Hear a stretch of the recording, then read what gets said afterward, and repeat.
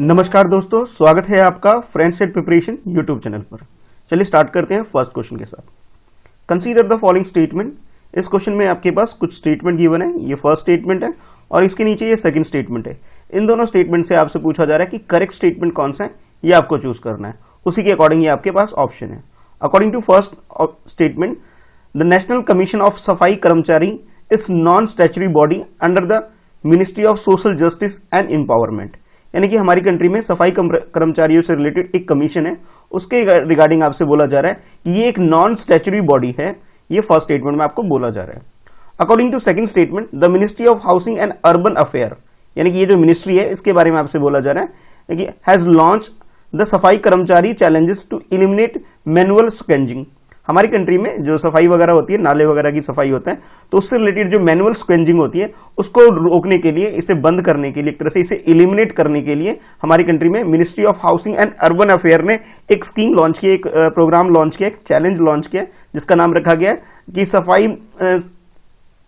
सफाई मित्रा सुरक्षा चैलेंज। तो ये दो स्टेटमेंट आपके सामने, आपके पास जो ऑप्शन है वो इस तरह से है। ऑप्शन ए में आपसे बोला जा रहा है कि फर्स्ट स्टेटमेंट करेक्ट है, ऑप्शन बी में आपसे बोला जा रहा है सेकंड स्टेटमेंट करेक्ट है, और ऑप्शन सी में आपसे बोला जा रहा है दोनों ही स्टेटमेंट बिल्कुल करेक्ट है, और ऑप्शन डी में आपसे बोला जा रहा है ये दोनों ही स्टेटमेंट गलत है। तो करेक्ट स्टेटमेंट आपके अकॉर्डिंग क्या है, क्वेश्चन को अटेम्प्ट कर लीजिए। अगर सफाई कर्मचारी आयोग की बात करें या फिर इससे रिलेटेड जो कमीशन है हमारी कंट्री में, उसके रिगार्डिंग में जो आपके ये दोनों जो स्टेटमेंट दे रखे हैं बिल्कुल करेक्ट स्टेटमेंट है। यानी कि आप ये कह सकते हो कि हमारी कंट्री में जो मैनुअल स्क्वेंजिंग होती है, नाले वगैरह की सफाई जो मशीन की जगह मैनुअल जो दोबारा की जाती है, इसको एलिमिनेट करने के लिए, इसे कम करने के लिए, इसे बंद करने के लिए हमारी कंट्री में ये नेशनल कमीशन ऑफ सफाई कर्मचारी के द्वारा ये जो कमीशन है हमारी कंट्री में एक मुहिम स्टार्ट की गई है, जिसमें आप कह सकते हो कि सफाई मित्रा सुरक्षा चैलेंज स्टार्ट किया गया है ministry of Housing and Urban affair के द्वारा। ये स्टेटमेंट बिल्कुल करेक्ट है। बाकी अगर हम इसके ये बात करें कि इसकी स्टैब्लिश कब हुई थी, तो 12 अक्टूबर 1994 में इसे स्टैब्लिश किया गया था इसको, और ये एक तरह से नॉन स्टैच्यूटरी बॉडी हमारी कंट्री के अंदर है, ये आपको पता है।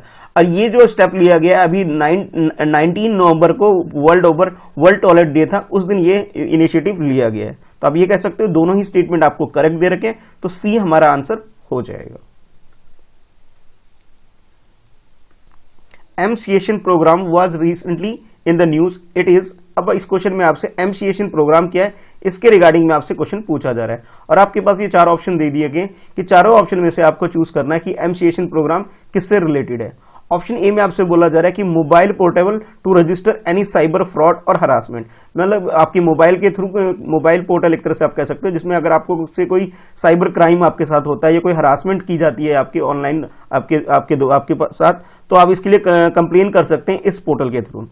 ऑप्शन बी में आपसे बोला जा रहा है the scheme to build shelter home to withstand against the high speed tropical cyclone wind in coastal area. Coastal area में जो साइक्लोन वगैरह आता है जिससे उनके घर वगैरह का नुकसान हो जाता है, तो उनके लिए एक तरह से एक स्कीम है जिसमें उनके लिए शेल्टर यानी कि घर वगैरह आवास वर्ग का निर्माण किया जाएगा।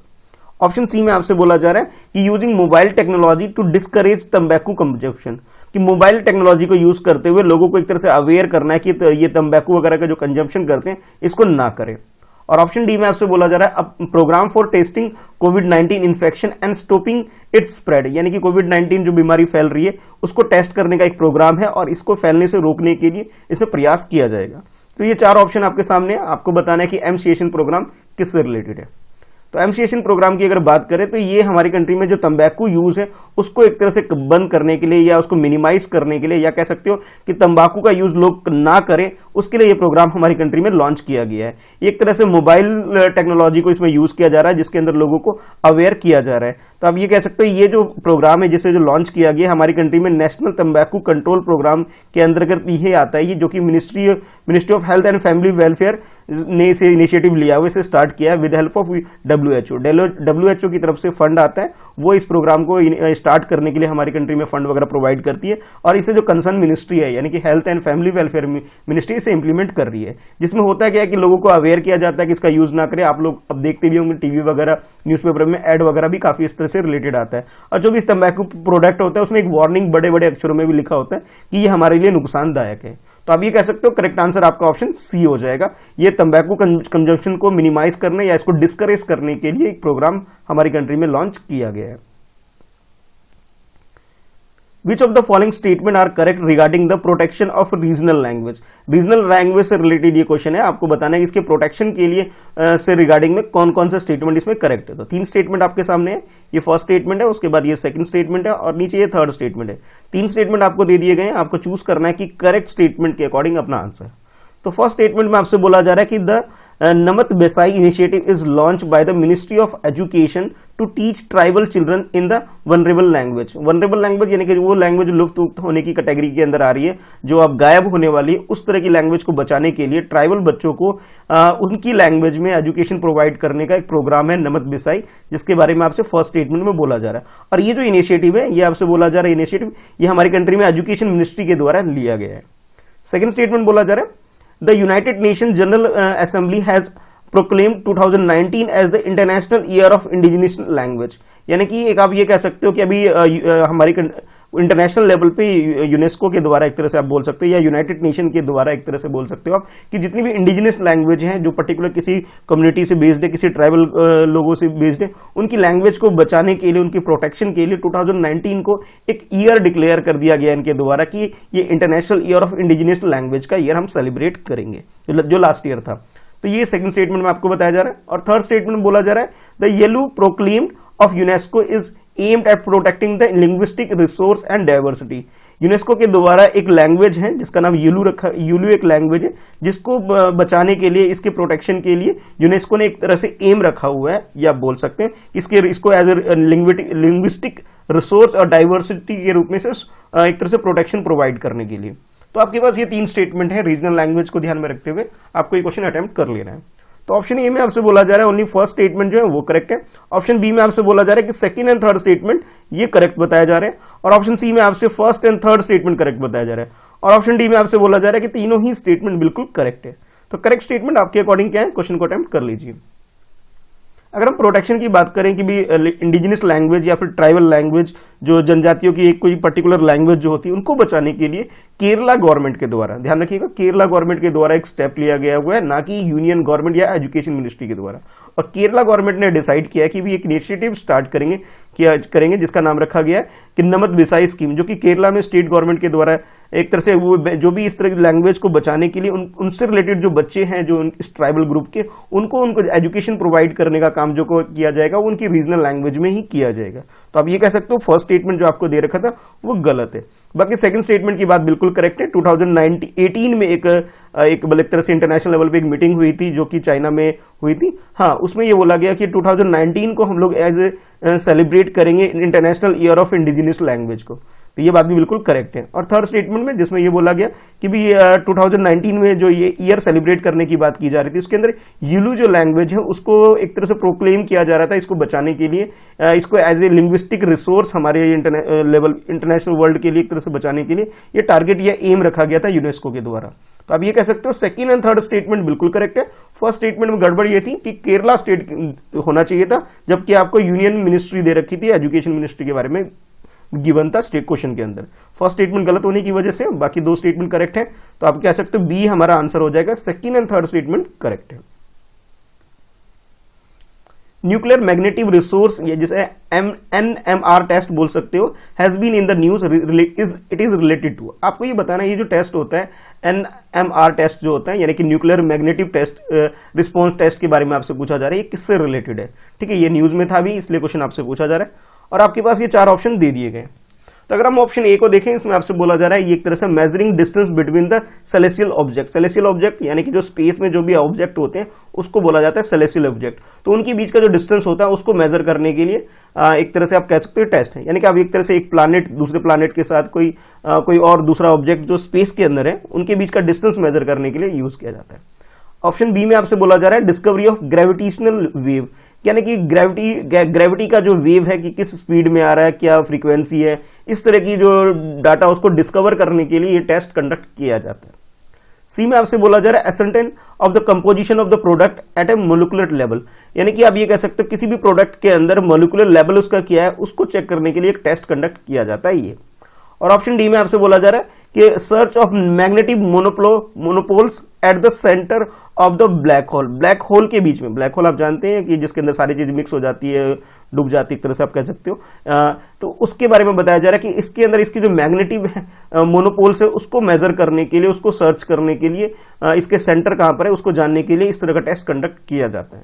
तो क्वेश्चन अटेम्प्ट कर लीजिए, बताइए कि nuclear magnetic test response test किस चीज से रिलेटेड है।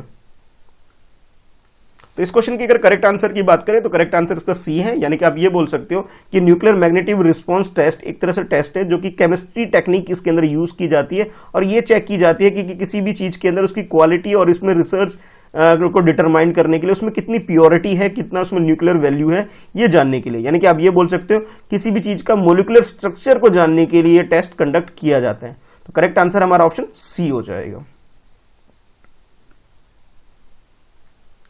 With reference to chief justice of India consider the following statement. इस क्वेश्चन में हमारी कंट्री में जो चीफ जस्टिस हैं उनके रिगार्डिंग में क्वेश्चन पूछा जा रहा है और उसके रिलेटेड जो भी परमुटेशन कम्युनिकेशन हमारे इंटरनेशनल नेशनल लेवल पर जो भी बनते हैं उसके रिगार्डिंग में कुछ स्टेटमेंट आपको दे दिए गए हैं और आपसे बोला जा रहा है कि करेक्ट स्टेटमेंट बताइए क्या है। तो फर्स्ट स्टेटमेंट में बोला जा रहा है till date there have been only 2 female chief justice of India, यानी कि आज तक की डेट की बात करें, यानी कि जैसे ये वीडियो मैं 2020 दिसंबर में आपके लिए बना रहा हूं, तो आज की डेट तक ये बोला जा रहा है आपसे कि हमारी कंट्री में सिर्फ और सिर्फ 2 ऐसी चीफ जस्टिस ऑफ इंडिया हमारी कंट्री के अंदर है। इससे ज्यादा मतलब इससे ज्यादा नहीं है, सिर्फ 2 ऐसे female chief justice of India ही हमारी कंट्री में बन पाई हैं। और सेकंड स्टेटमेंट में आपसे बोला जा रहा है द जजेस other than the chief justice of India appointed by the president after the obligatory consultation with the chief justice of India, यानी कि आप ये कह सकते हैं जो भी जजेस वगैरह होते हैं उनके अपॉइंटमेंट के बारे में बोला जा रहा है कि प्रेसिडेंट के द्वारा इसे अपॉइंट किया जाता है और ये जो एक तरह से कंसल्ट किया जाता है जो चीफ जस्टिस ऑफ इंडिया हमारी कंट्री में उनके साथ कंसल्ट करने के बाद उनकी अपॉइंटमेंट होती है। ठीक है, तो ये 2 स्टेटमेंट आपको दे दिए गए हैं। अब आपको ये बताना है कि इन दोनों स्टेटमेंट में से करेक्ट स्टेटमेंट कौन सा है। ऑप्शन ए में आपसे बोला जा रहा है कि फर्स्ट स्टेटमेंट करेक्ट है, ऑप्शन बी में आपसे बोला जा रहा है सेकंड स्टेटमेंट करेक्ट है, ऑप्शन सी में आपसे बोला जा रहा है दोनों ही स्टेटमेंट बिल्कुल करेक्ट है और ऑप्शन डी में आपसे बोला जा रहा है दोनों ही स्टेटमेंट गलत है। तो करेक्ट स्टेटमेंट आपके अकॉर्डिंग क्या है, सीजीआई के बारे में ये क्वेश्चन आपको अटेम्प्ट कर लेना है। तो जैसा कि आप जानते हैं कि हमारी कंट्री में ये जो पर्सन आपको दिख रहे हैं अब एट प्रेजेंट टाइम पे 2020 की बात कर रहा हूँ, एट प्रेजेंट टाइम पे ये हमारी कंट्री के चीफ जस्टिस ऑफ इंडिया है। ठीक है, अभी क्या हुआ है कि रिसेंटली क्या हुआ है जो हमारी कंट्री में अटॉर्नी जनरल है उन्होंने एक तरह से एक रिटर्न सबमिशन किया है सुप्रीम कोर्ट के अंदर कि ये बोला है कि हमारी कंट्री में अभी तक जो मतलब बात कर रहा हूं मैं जजेस की बात कर रहा हूं कि अभी तक सिर्फ 2 ही ऐसी वुमेन, ओनली 2 वुमेन है जो कि सुप्रीम कोर्ट के अंदर जज है, जबकि जो रिजर्व पोस्ट है यानी कि टोटल जो पोस्ट है उसके अंदर 34 है। 34 में से आप ये कह सकते हो सिर्फ और सिर्फ 2 ऐसी वुमेन है जिसको एक तरह से सुप्रीम कोर्ट के अंदर जज बनाया गया है, यानी कि बाकी आप ये कह सकते हो 32 कौन है, मेल है। तो ये जो रेशियो है, रेशियो थोड़ा मतलब इक्वल नहीं दिख रहा है यहाँ पे, तो इस चीज को ध्यान में रखते हुए अटॉर्नी जनरल ने एक लेटर लिखा है, एक सबमिशन राइटिंग में सबमिशन दिया जिसकी वजह से ये क्वेश्चन आपके लिए इंपॉर्टेंट हो जा रहा है, ये न्यूज में आ गया है। अच्छा, अगर हम बात करें कि हमारी कंट्री में अभी तक कितने चीफ जस्टिस ऑफ इंडिया हैं जो कि वुमेन ऐसे बने हैं, तो ऐसा कोई भी ऐसी लेडी नहीं है हमारी कंट्री में जिसे चीफ जस्टिस ऑफ इंडिया हमारी कंट्री में बनाया गया है। तो आप ये कह सकते हो फर्स्ट स्टेटमेंट बिल्कुल गलत है। हाँ, सेकंड स्टेटमेंट की बात जो करें बिल्कुल करेक्ट है, यानी कि हमारी कंट्री में अगर हम अपॉइंटमेंट की बात करें जजेस की तो इसकी जो अपॉइंटमेंट होती है वो होती है प्रेसिडेंट के द्वारा और जो अपॉइंट की जाती है ये जो चीफ जस्टिस ऑफ इंडिया है इनके साथ इसे कंसल्ट करके ही इनका अपॉइंटमेंट होता है। तो यानी कि सेकंड स्टेटमेंट बिल्कुल आपको करेक्ट दे रखा है, फर्स्ट स्टेटमेंट में गलती थी, यानी गलती ये थी कि अभी तक आज की डेट पे कोई भी चीफ जस्टिस ऑफ इंडिया हमारी कंट्री में वुमेन ने अभी तक इस पोस्ट को रिप्रेजेंट नहीं किया है। तो करेक्ट आंसर हमारा ऑप्शन बी हो जाता है। आज आपके लिए क्वेश्चन ये है कि आपको ये बताना है कि अभी तक हमारी कंट्री में सबसे लॉन्गेस्ट सर्व करने वाले चीफ जस्टिस ऑफ इंडिया कौन है, ये आपको बताना है। ठीक है, ये आपको बताना है, ये फर्स्ट क्वेश्चन है। सेकंड आपको ये बताना है कि हमारी कंट्री में first chief justice of India कौन थे, ये आपको बताना है। तो ये 2 क्वेश्चन है आपके सामने, दोनों क्वेश्चन के आंसर आपको कमेंट बॉक्स में नीचे बताना है। वीडियो पसंद आती है तो वीडियो लाइक करिए, अपने दोस्तों में से शेयर करिए। अगर चैनल को अभी तक सब्सक्राइब नहीं किया है तो friends at preparation YouTube channel को सब्सक्राइब कर लीजिए। ठीक है, मिलते हैं नेक्स्ट वीडियो में, आज के लिए इतना ही है।